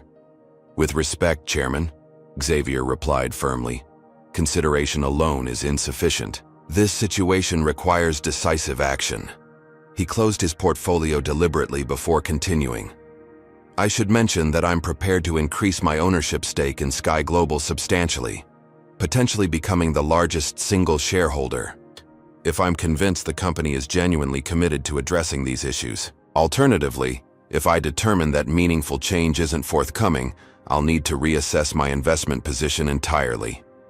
The implicit message was clear. Xavier Matthews was offering both a carrot and a stick. Additional investment that could strengthen the company's position, or potential divestment that would create significant market uncertainty. It wasn't a threat delivered with hostility, but rather a principled position stated with calm clarity. CEO Margaret Foster, who had been taking detailed notes throughout the presentation, spoke up decisively. "Mr. Matthews has presented compelling evidence that deserves more than consideration. It warrants action. I propose we establish a special committee, reporting directly to the board, tasked with implementing the core recommendations from this presentation." "I would support that approach," Richard Blackwell added immediately. "And I suggest we include Mr. Matthews on this committee, given his expertise and perspective." Momentum began building as other board members voiced support, recognizing both the moral imperative and business case for addressing the issues Xavier had identified. Even initially, skeptical executives appeared to be reassessing their positions in light of the comprehensive evidence presented. "There's one additional element I'd like to propose," Xavier added once the general consensus for action had formed. "I've been particularly impressed by the insights and courage of one of your employees, Amara Williams, a flight attendant, who has documented and reported multiple instances of discriminatory treatment, often at professional risk to herself." He described Amara's efforts to address bias within the company, her mentorship program for young women in aviation, and her principled stand during the incident at O'Hare. "I recommend that Ms. Williams be appointed to lead a new passenger experience task force, reporting directly to this special committee. Her frontline experience and demonstrated commitment to equality would be invaluable for creating meaningful change." This specific recommendation, elevating a relatively junior employee to a position of significant influence based on her principles rather than her rank, represented a direct challenge to traditional corporate hierarchies. It suggested that solving the problem required valuing insight and integrity over seniority or title. After brief discussion, the board voted unanimously to establish the special committee with Xavier's recommended structure, including Amara's appointment to the Passenger Experience Task Force. The decision represented not just a response to a specific incident, but a commitment to substantive cultural transformation. As the meeting concluded with assignment of next steps and reporting timelines, Xavier reflected on the remarkable journey, from being dismissed at a check-in counter to reshaping an entire airline's approach to customer treatment. What could have remained a personal indignity had instead become a catalyst for institutional change that would potentially improve experiences for millions of passengers. The real work would begin now, translating boardroom commitments into frontline realities, changing not just policies but deeply ingrained behaviors and assumptions. Xavier had no illusions about the challenges ahead. but he had succeeded in establishing both the moral necessity and business case for creating an airline where every passenger received the respect they deserved, regardless of appearance or perceived status. As the board members filed out, several stopped to shake Xavier's hand, their expression suggesting a new level of respect and understanding. The emergency meeting that many had dreaded had ultimately opened a path toward making Sky Global not just more equitable, but more successful as well. 6 months later, Xavier Matthews settled into Seat 3A aboard Sky Global Flight 1857 from Chicago to Atlanta. Unlike his experience half a year earlier, his approach to the priority check-in counter had been met with professional courtesy and warmth from the moment he arrived. The agent had verified his documentation efficiently, thanked him for his loyalty as a platinum member, and provided clear information about the flight schedule without a hint of the scrutiny or skepticism he had previously encountered. "Good morning, Mr. Matthews," a flight attendant greeted him by name as he boarded. "Welcome aboard. May I offer you something to drink before takeoff?" Xavier recognized the attendant immediately. Victoria Pearson, the same woman who had dismissed him so readily 6 months ago. Today, her demeanor was transformed. Professional, respectful, and notably free of the assumptions that had colored their previous interaction. "Coffee would be wonderful," Xavier replied. "Black with 1 sugar, please." "Of course," Victoria nodded, returning moments later with his perfectly prepared beverage. The interaction was brief but significant. Not because Xavier received recognition as a board member, his position was now well known throughout the airline, but because the same level of service was being extended to every passenger boarding the first-class cabin, regardless of appearance. He had observed the check-in process carefully, noting that the elderly South Asian couple ahead of him and the young black executive behind him had received identical professional treatment. As passengers continued boarding, Xavier reflected on the remarkable transformation Sky Global had undergone in just 6 months. The changes had been both swift and substantial, driven by the special committee established after that pivotal board meeting. Rather than terminating Victoria Pearson and Michael Reynolds, the initial reaction many had expected, Xavier had advocated for a more constructive approach. Both had been required to undergo extensive retraining and now worked under Amara, Williams' supervision in a program that simultaneously held them accountable and offered an opportunity for genuine growth. The approach had proven more effective than simple punishment, transforming potential defensive resistance into active participation in cultural change. Amara herself had thrived in her new leadership role. Her passenger experience task force had implemented a series of innovations that had not only addressed bias concerns, but significantly improved customer satisfaction metrics across all demographic groups. Her unique perspective as a frontline employee had identified practical solutions that might never have emerged from executive-level planning alone. The systemic changes extended far beyond individual personnel adjustments. Sky Global had implemented comprehensive bias training for all customer-facing staff, established transparent complaint tracking systems with regular public reporting, and created accountability metrics that directly impacted management evaluation and compensation. Most significantly, they had developed a corporate culture that valued speaking up about problems rather than concealing them, a transformation that benefited both employees and passengers. These changes hadn't been without challenges. Some longtime employees had resisted the new approaches, clinging to the way we've always done things.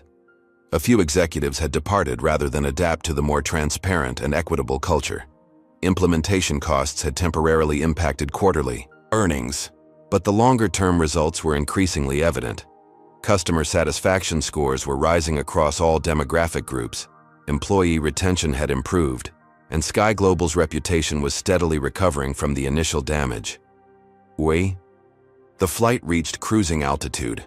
Xavier opened his laptop to review materials for his upcoming speech at a technology conference in Atlanta. The merger with Pacific Wave Technologies had been successfully completed. Their combined AI applications for healthcare diagnosis now deployed in hospitals across 27 countries. Early results suggested their technology was identifying rare conditions an average of 16 months earlier than traditional methods, potentially saving thousands of lives annually. A soft chime indicated an incoming email, a weekly update From the special committee tracking Sky Global's ongoing transformation, the latest metrics showed continued improvement in customer experience scores among minority passengers, now approaching parity with ratings from white travelers. Complaint patterns had shifted significantly, with discriminatory treatment allegations down by 78%. Perhaps most tellingly, employee reporting of bias incidents had initially increased, as staff became more comfortable identifying problems, and then steadily decreased as new practices took hold. "Excuse me, Mr. Matthews." Xavier looked up to find Amara Williams standing beside his seat, now wearing the distinctive uniform jacket that identified her as part of the airline's leadership team. "Ms. Williams," he greeted her warmly. "How are you finding your new role?" "Challenging and rewarding," she replied with a smile. "We've made remarkable progress, though there's still considerable work ahead." "That's always the case with meaningful change," Xavier acknowledged. "I've been reviewing the latest metrics. The trends are encouraging." "They are," Amara agreed. "But I'm particularly proud of the qualitative changes, the shift in daily interactions that doesn't always show up in the numbers." She gestured discreetly toward Victoria, who was now assisting an elderly black woman with genuine attentiveness. 6 months ago, that interaction would have looked very different. The transformation in individual behavior has been remarkable to witness. "Speaking of transformation," Xavier noted, "I understand your mentorship program has expanded significantly." Amara's expression brightened further. "Yes, we're now supporting over 100 young women interested in aviation and technology careers. The corporate foundation funding has been instrumental in providing internship opportunities and scholarship support." The Sky Global Foundation for Diversity in Aviation had been another outcome of Xavier's intervention, a substantial, corporate commitment to expanding pathways for underrepresented groups in the industry. What had begun as response to a crisis had evolved into a positive force for systemic change. "I'm flying to Atlanta to deliver the keynote at the Future of Tech conference tomorrow," Xavier mentioned. "I'd like to highlight your mentorship program as an example of leadership emerging from unexpected places. Would you be comfortable with that?" "Of course," Amara replied. "Visibility for the program helps us reach more potential participants. And speaking of the conference, several of our mentees will be attending the student session. They'd be thrilled to meet you if your schedule permits." "I'll make time," Xavier promised. Their perspective is exactly what the technology sector needs as we develop tools that will shape society for decades to come. As Amara continued through the cabin, Xavier returned to his work, reflecting on how thoroughly intertwined his professional worlds had become. His investment in Sky Global had begun partly as a strategic business decision and partly as a response to observed discrimination. Now it had evolved into a showcase for how ethical leadership and business success could reinforce rather than contradict each other. The airline's transformation had also reinforced Xavier's core philosophy about addressing systemic problems. Throughout his career, he had encountered those who believed meaningful change required combative approaches, public shaming, punitive measures, and adversarial positioning. While sometimes necessary, such tactics often created defensiveness that impeded genuine improvement. His approach with Sky Global had been different, presenting irrefutable evidence of problems, offering constructive pathways forward, and creating systems where doing the right thing aligned with business interests. The result had been change that was not only more rapid, but more sustainable than what might have resulted from a purely confrontational approach. The aircraft began its descent into Atlanta as Xavier completed his presentation review. Looking out the window at the sprawling city below, he considered how his journey had come full circle. From being told to wait at the end of the line to helping reshape an entire corporate culture, the experience had reaffirmed his belief that power, when used wisely, could transform moments of injustice into movements for lasting change. After landing, Xavier made his way through the terminal, observing the Sky Global staff interactions with various passengers. The consistent professional courtesy extended to travelers of all backgrounds represented the visible manifestation of the deeper cultural shifts within the company. Change wasn't perfect or complete. No transformation ever is, but the direction was unmistakable. The following morning, Xavier delivered his keynote address to a packed auditorium at the Future of Tech conference. While the primary focus was on artificial intelligence applications in healthcare, he dedicated a portion of his remarks to the broader responsibilities of technology leaders in creating more equitable systems. "The algorithms we design reflect the values we prioritize," he told the audience. "When we build teams that include diverse perspectives and experiences, we create technology that serves humanity more completely.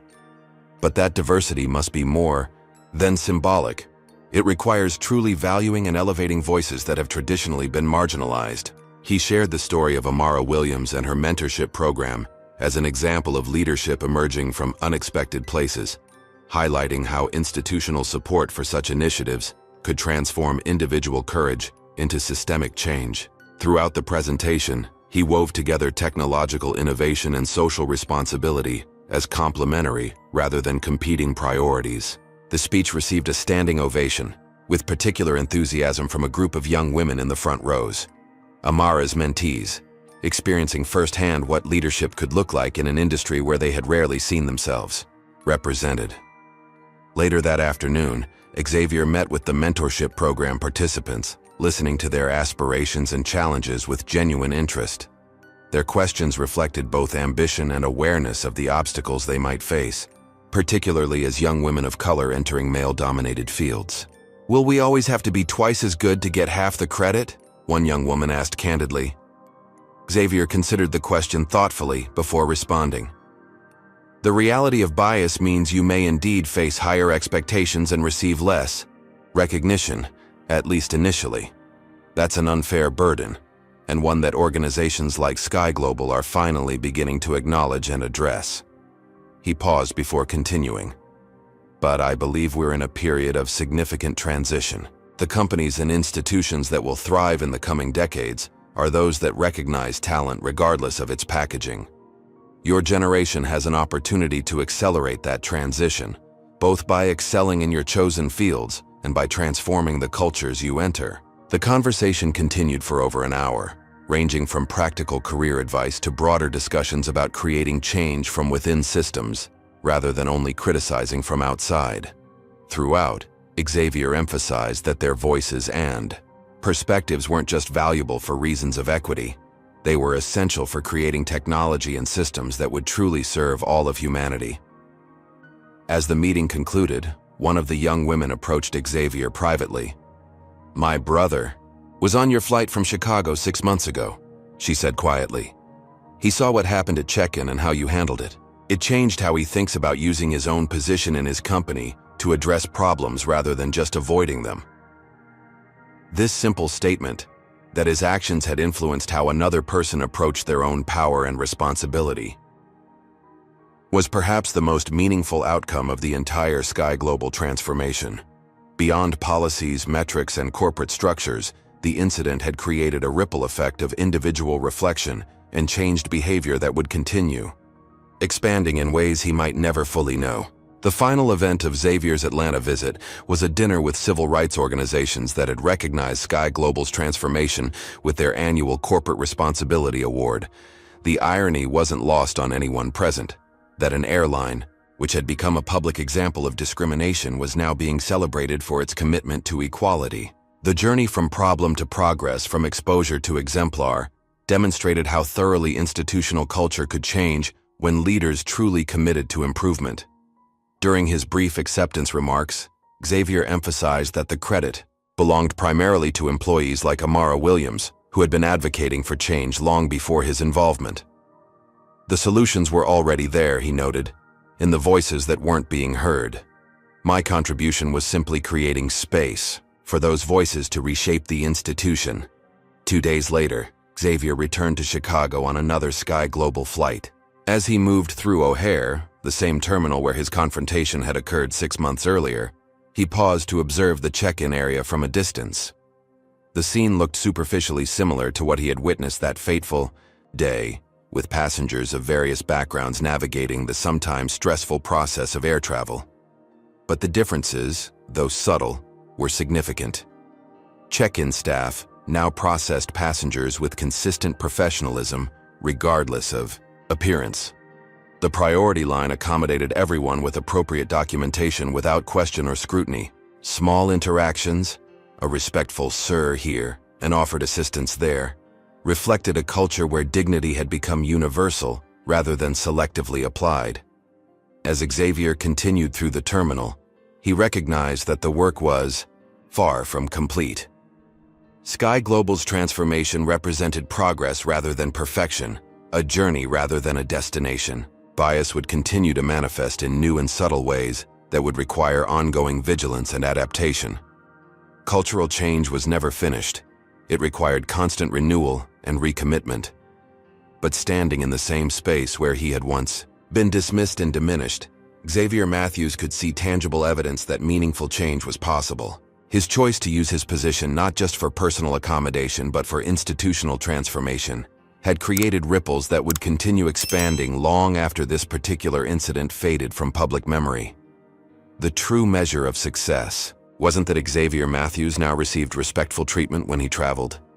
It was that thousands of passengers who would never have his wealth or influence increasingly received the same basic dignity that should have been their right all along. The end of the line had become a beginning, not just for one airline's cultural transformation, but for a broader conversation about how power and privilege could be deployed in service of a more equitable world.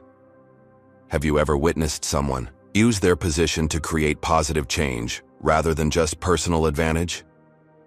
Share your experience in the comments below. If this story inspired you to think differently about how you might address discrimination when you encounter it, hit that like button to help spread this message. Subscribe to our channel for more powerful stories of transformation and justice, and share this video with someone who needs encouragement to stand up for what's right. Thank you for joining us today, and remember, true leadership isn't about the power you hold, but how you use that power to lift others alongside you. Xavier Matthews' experience teaches us that racism persists regardless of wealth, achievement, or status. No amount of success fully shields minorities from discrimination based on appearance alone. However, this story also reveals the power of strategic response over reactive anger. By documenting patterns, gathering evidence, and addressing problems systemically rather than fighting isolated battles, meaningful change becomes possible. True leadership means using privilege and position not just for personal benefit but to create lasting institutional transformation.